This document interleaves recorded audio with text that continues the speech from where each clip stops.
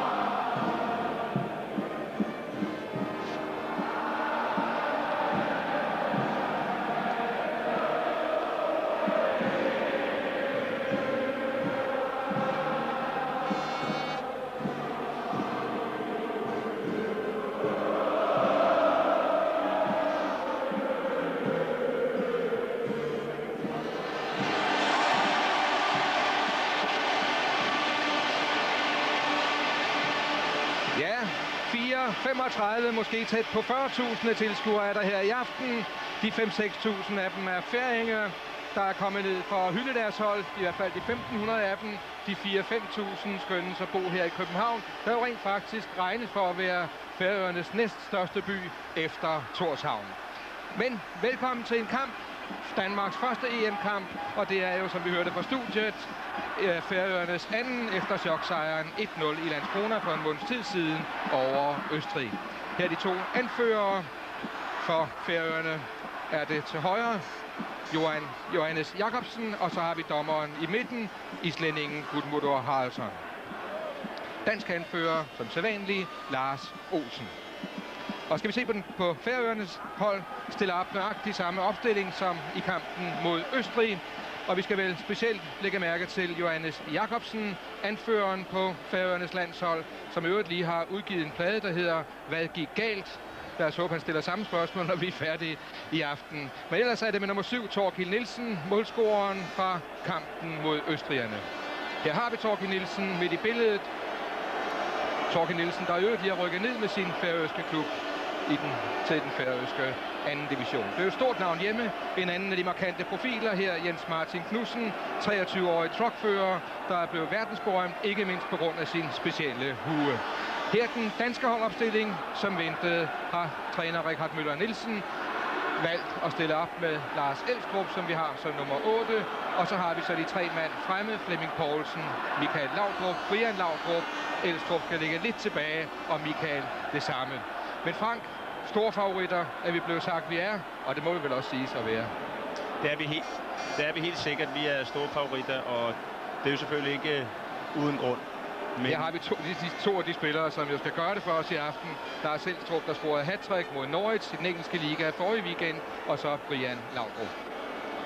Ja, det er klart, at vi er store favoritter, men vi har fået en gratis gave allerede på nuværende tidspunkt, nemlig for en måned siden, hvor Østrig tabte til dem. En gratis gave mener jeg på den måde, at man skal aldrig undervurdere et hold. Man skal altid have respekt for et hold, men aldrig undervurdere et hold. Og det var det, østrigerne gjorde. Så det ved vi i dag, at vi overhovedet ikke skal gøre. Og så mener jeg, at hvis vi kæmper og forbereder os, ligesom vi har gjort til en normal EM-kamp, lige så godt som Færøerne, ja, så kommer klasseforskellen i løbet af kampen. Og det skulle godt give udtryk i en komfortabel sejr. Ja, som en færing sagde her inden kampen, at vi regner det for at være Danmark, eller Goliaths Davids kamp mod Goliath. Og husk, hvordan det gik til store brød. Han måtte bide i græsset, siger man på Færøerne, og håber på en ny sensation. Vi er klar til de 90 minutter. Vigtige minutter for Danmark og for Færøerne. Ja, de siger, kan vi bare vinde denne kamp, så kan vi for vores skyld tabe både med 10 og 20-0 i de næste. Thorkild Nielsen. Bag til Abraham Hansen. Og med det samme har vi de danske frontløbere fremme. Og lægge pres på færingerne. Brian Laudrup. Og første frispark begået af Jan Kamp.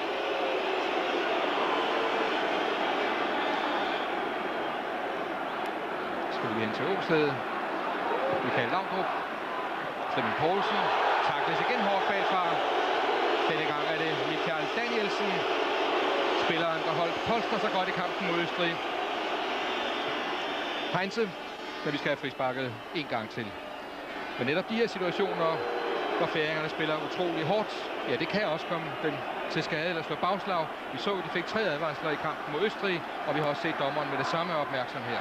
Ja, de vil helt sikkert ikke få lov til at få så lang snor, som de gjorde mod Østrig. Og der er det at sige til, at de danske spillere er nu forberedt på det, og det de skal gøre, det er at spille bolden lynhurtigt, bevæge sig meget og spille bolden hurtigt. Lars Olsen fremme, og også Jan Bartram. Og det bliver Jan Bartram. Og for første gang Jens Martin Knudsen i arbejde. Her var der bare spillet 1 minut.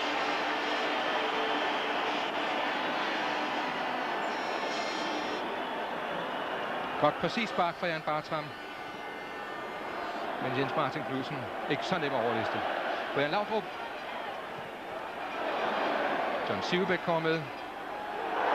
Altså nyt på nyt hårdt spil. Denne gang er Abraham Hansen mod Brian Laudrup.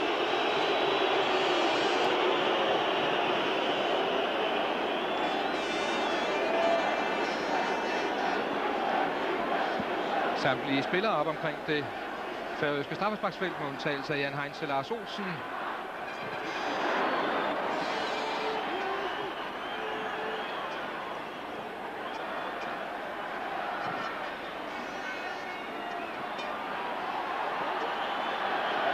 Godt brudt til John Sivebæk, og så spillet spredes ud.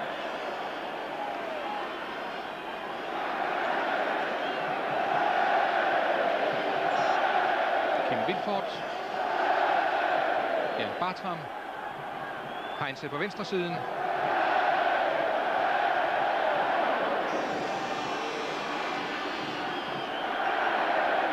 Flemming Poulsen. Prøver at finde Lars Elstrup. Hun anfører Johannes Jacobsen. Og det er netop den måde her, vi ikke skal spille på. Ja, her har vi den islandske træner, Færøernes islandske træner, Pál Gudmundsson, der siger, at han har verdens bedste forsvarsspillere simpelthen. Og det kan de også være, hvis man spiller som østrigerne gjorde, nemlig direkte gennem midten. Vi skal ud over fløjene, og det skal være med lange skift. Her er Heinze lidt heldig.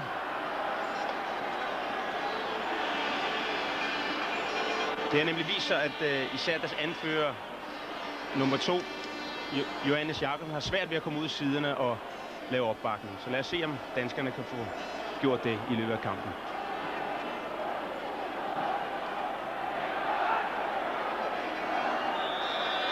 Målspark.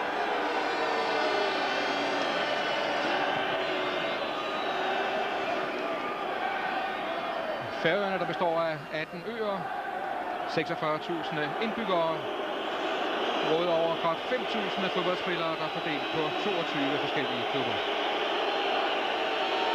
Og så også noget, vi kender til eller har set i kampen mod Østrig. Vi så det øvrigt også i træningskampen mellem Brøndby og Færøerne, at Jens Martin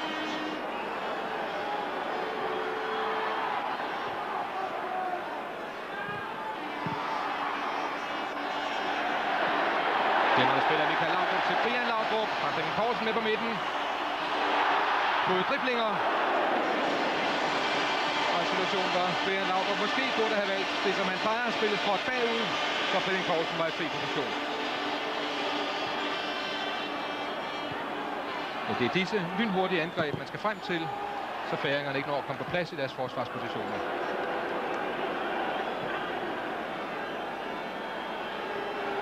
Michael Laudrup.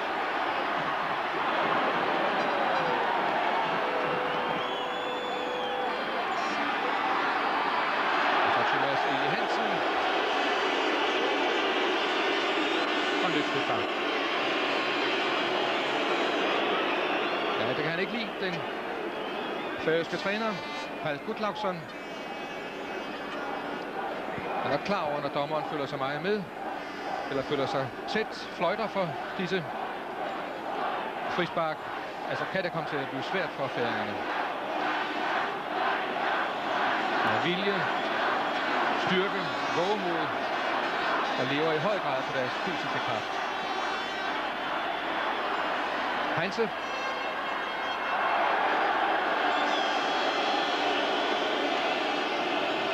Ja, vi ser igen 2 mand fremme her. Træner Richard Møller Nielsen, der var forbavsende forsigtig, må man nok sige, i sine spådomme omkring kampen her.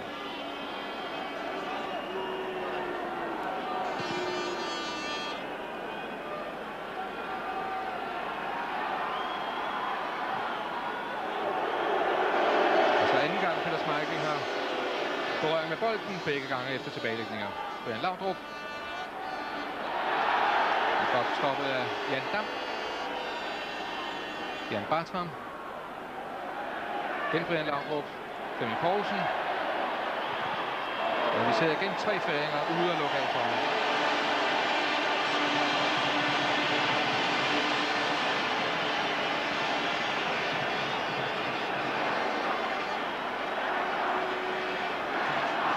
Bartram. Godt gå ud af Jens Martin Knudsen. Heinze. Og så en mulighed for Kent Nielsen.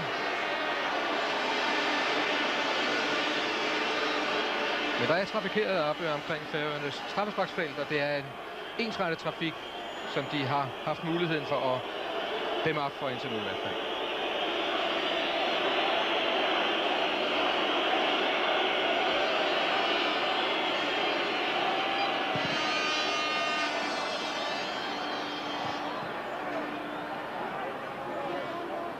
Abraham Hansen, Jan Bartram, Sivebæk, Lars Olsen, Heinz rykker igen på venstre kanten. Også Lars Elstrup, Vilfort,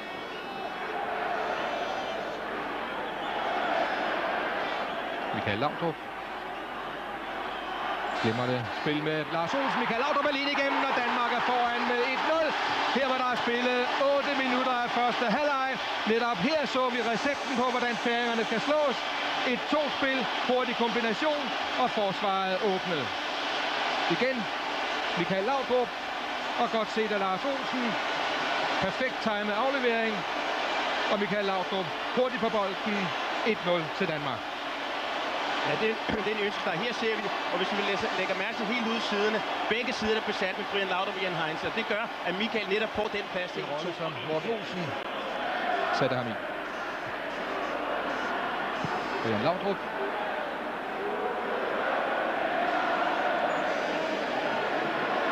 Og så får Jan Dam lige på gode råd af træner Pal Gulafsson.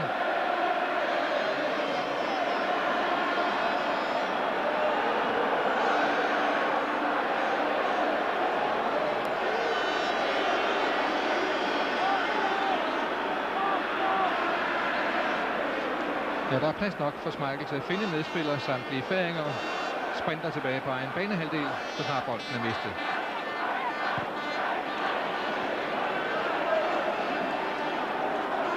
Og netop det, at færingernes banehalvdel er så overbefolket, kræver stor præcision i afleveringerne.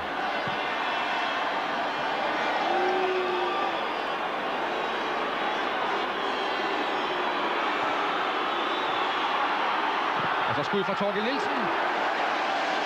Målscoren fra Landskrona.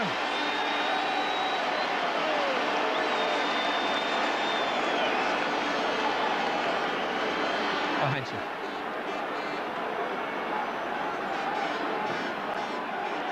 Spiller meget på tålmodighed. Ja, det er helt klart, at Færøernes taktik er at få danskerne ned i tempo, hvor de kan være med. De har aldrig prøvet at spille op i et så højt tempo, som alle vores spillere er vant til. Og derfor bruger de alle knep, der gælder netop på at få danskerne ned til. Slå deres spillestykker. Og her første frispark til Færøerne. Dømt mod Kurt, eller til Kurt Mørkøre.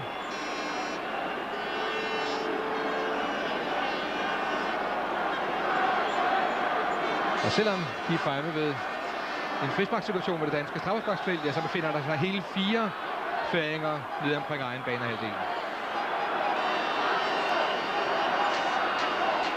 Abraham Hansen. der tidligere har spillet her i Københavns Idrætspark, har spillet for OB i Odense under ledelse af Richard Møller Nielsen. Vilfort. Sivebæk. Abraham Hansen. Ja, så ligger Thorkild Nielsen her. Hop forbi Kent Nielsen.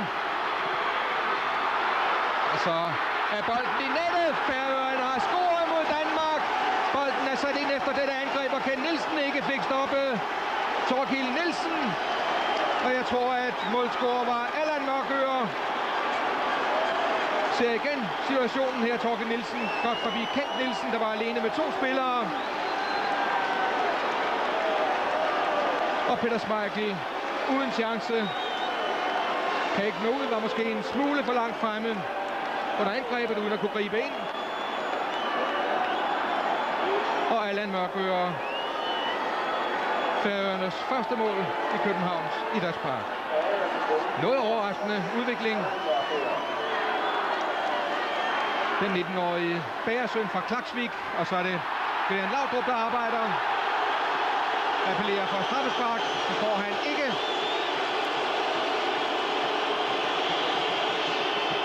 Og så benytter Jens Martin Knudsen igen til at få smidt olie på vandet.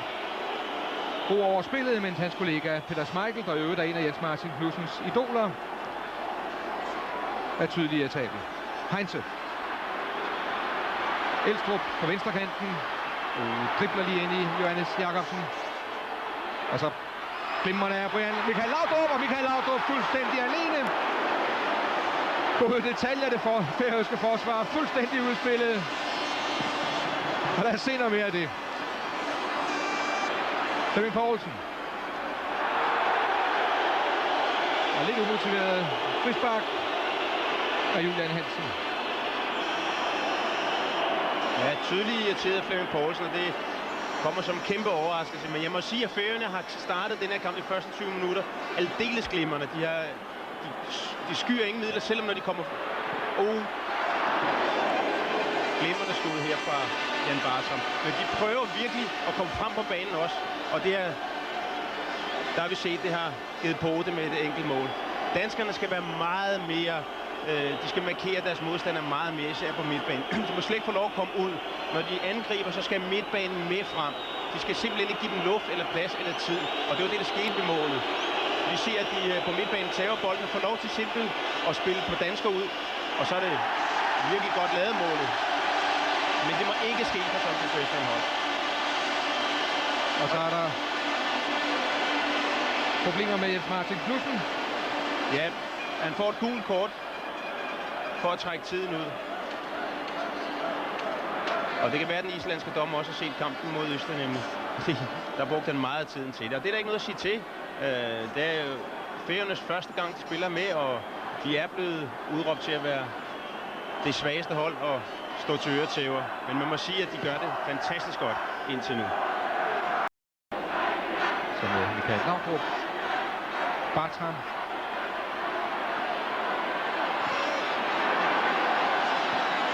Jeg gør faktisk i øjeblikket den fejl, som østrigerne gjorde mod færingerne, nemlig at spille ind mod midten. Ja, der skulle han gå selv. Det var rigtig set af Kent Nielsen, men i stedet så bliver det med nummer 10, Kari Reinheim og færøsk frispark.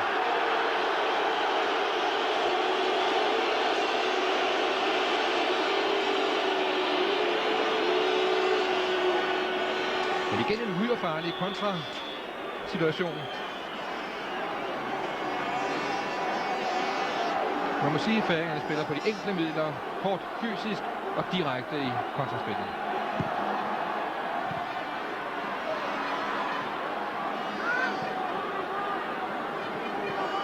Mørkøre.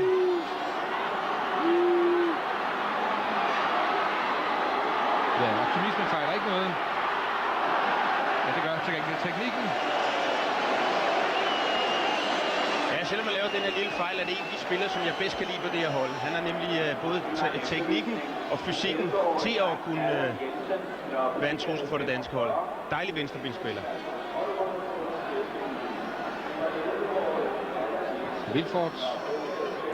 Ja, Bartram.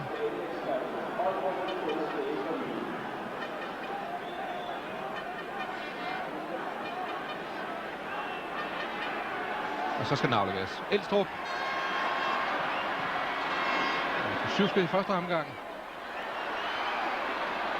Brian Laudrup.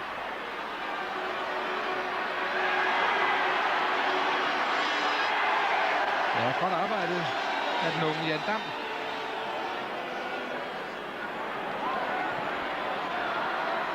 Michael Laudrup. Heinze. Og så dribler vi af Heinze fri. Udmærket ryg. Og udmærket sparket af 27-årige Jan Heinze fra PSV Eindhoven. Det burde være overskueligt med nogle flere skift på tværs af banen for at åbne det færøske forsvar. Spiller faktisk indimellem som puslingen, kan man næsten sige, i hvert fald som ungdomsspillere løber efter bolden, alle sammen eller retning af bolden, og er så sårbare modsat. Og så Lars Elstrup, og Danmark er foran med 2-1. En situation, hvor en anden svaghed fra Færøerne kom lidt frem. De er ikke så gode i hovedspillet, og bolden lige ud til Lars Elstrup. Det er igen afleveringen fra Flemming Poulsen. Og så duellen med Vilfort og Torgild Nielsen. Og Jens Martin Knudsen lige ved. Men 2-1 til Danmark. Her hvor der resterer 7-8 minutter af første halvleg. Godt holdt nede. Og overrasker Jens Martin Knudsen. Men de er ikke så nemme at narre, de færøske forsvar. De ryger ikke på hvad som helst. De er stående, og det er mange gange det sværeste at spille mod. Det er meget imponerende, og de spiller ind i deres disciplin. De spiller gør det ikke sværere, end det er. Og jeg må sige, det er imponerende at se det færøske hold spille fodbold med de midler, de har. Det er det.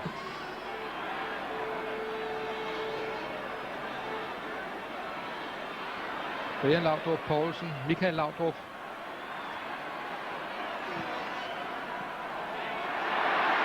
Ja, der var et plads til Michael Laudrup, og det lykkedes for ham. Michael Laudrup igennem, og så står der 4-1. Glimrende spil af Michael Laudrup. Michael Laudrup, der ja, netop har vi hørt i pausen på store smæk på skæld ud. Han gør det her næsten som Uruguay under VM i Mexico i 86.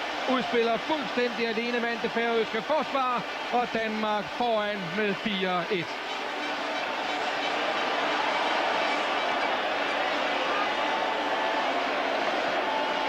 Glimrende set, og Jens Martin Knudsen fuldstændig udspillet.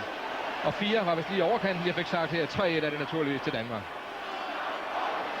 Glimrende boldbehandling.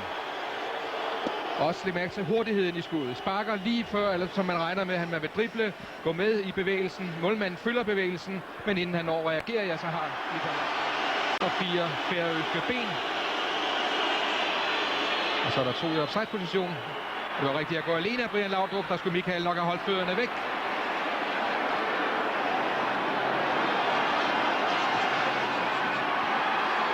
Og så i stedet igen Allan Mørkøre. Får løst dækket op i det danske forsvar. Og så her en klar mulighed til Reinheim. Peter Schmeichel var på afveje. Og både Kurt Mørkøre og Kai Reinheim var i fuldstændig frie positioner.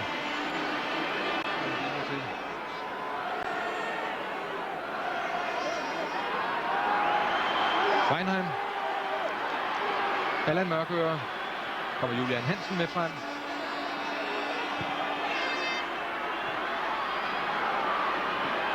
Ja, de får plads nok i det danske forsvar, det må man sige. Får tid til både til bolden ned, får tid til at sparke. Her var det Abraham Hansen.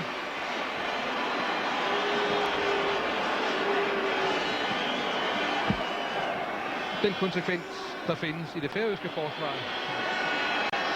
Og så skal vi have en ny færøsk indskiftning. Det er Julian Hansen, der bliver ude. Det bliver Allan Mørkøre, målscoreren, der forlader banen efter at have gjort et glimrende stykke arbejde.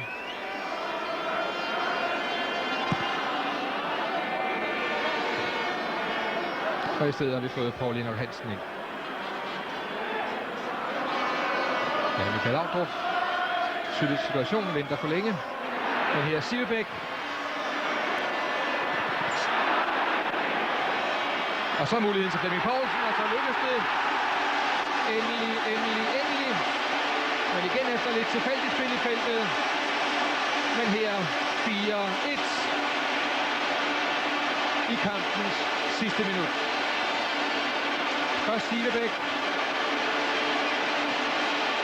Og så en fri Flemming Poulsen. Og 4-1 til Danmark.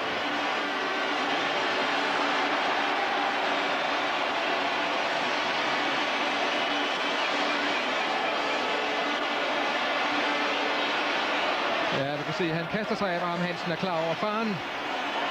Og endelig Flemming Poulsen her på scoringslisten. Og det er dejligt for Flemming, at netop ham, der har scoret, fordi som du nævnte før, han har problemer med det i Tyskland. Og vi må heller glemme, om en uge, så er der endnu en meget, meget vigtig landskamp. Vi skal spille i Nordirland, og så er det dejligt, at netop Flemming får lidt selvtillid her. Ja, Lars Olsen hører slet ikke, at den danske anfører af kampen er fløjt af. Her 30 sekunder efter, at Flemming Poulsen har scoret sit 14. landskampsmål, er det hele slut. En lidt skuffende kamp. En klar 4-1 sejr til det danske hold. Fortjent, må man sige, men også vel nok lidt skuffelse mod Richard Møller Nielsen her. Måske tilfredshed hos Pal Gudlaugsson, men hos disse mennesker, ja, der kan man allerede høre nu, det hele det fuser lidt ud. De havde nok ventet noget mere frem. Ja, helt sikkert. Det ved vi alle sammen selvfølgelig. Også efter spillerne var blevet advaret efter Østrigs nederlag til dem. Men okay, spillerne er nok dem, som er mest kede af det. Og vi må så glæde os over, at det blev 4-1, og vi fik 2 point. Og så vide, og det er jeg helt sikker på, at det bliver en helt anden kamp på næste onsdag mod Nordirland. Et helt andet dansk landshold, vi får at se. 38.500 i Idrætsparken, 4-1 til Danmark over 5.